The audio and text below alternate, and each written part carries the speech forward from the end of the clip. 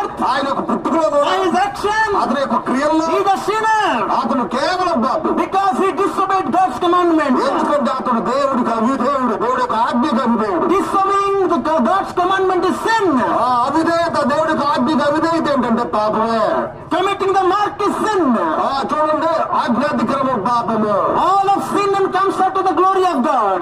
మనుషులందరూ పాపం చేసి దేవుడు గురించి మేము బొమ్మలేకపోతున్నాం. Those people will have a punishment of everlasting hellfire. అలాంటి మనుషులు వాళ్ళు కేవలం క్రీస్తు యొక్క తీర్పు మాత్రమే కాదు, నిత్య నరకాగ్ని కూడా కలిగి It ఉంటారు. is a terrible punishment.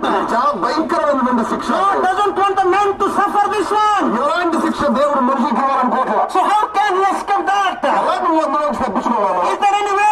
నీకు అక్కడ ఎవరు దారి Is there ఉందనుకుంటున్నావా? any plan? అక్కడ ఎటువంటి ప్రణాళిక Is there any ఉందనుకుంటున్నావా? solution? అక్కడ ఎటువంటి విడుదల విమోచన In ఉందా? the world, అక్కడ ఈ భూమి మీద ఏమి లేదు. there is no remedy for sin.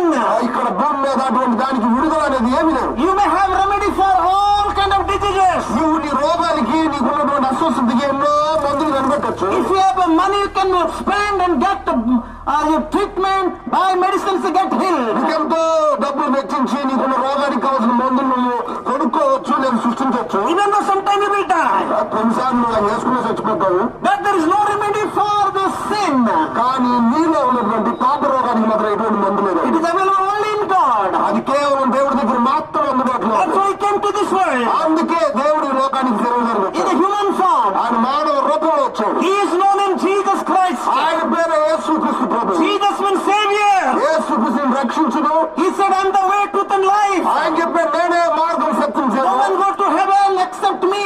నా ద్వారా తప్ప ఎవరు పరలోకానికి Why వెళ్ళిపోయారు. accept Jesus Christ? ఆయన అంగీకరించడం ద్వారా, Why accept Jesus Christ? Nobody will go. ఆయన అంగీకరించడం మాత్రమే కానీ ఇంకా వేరే దారి లేదండి.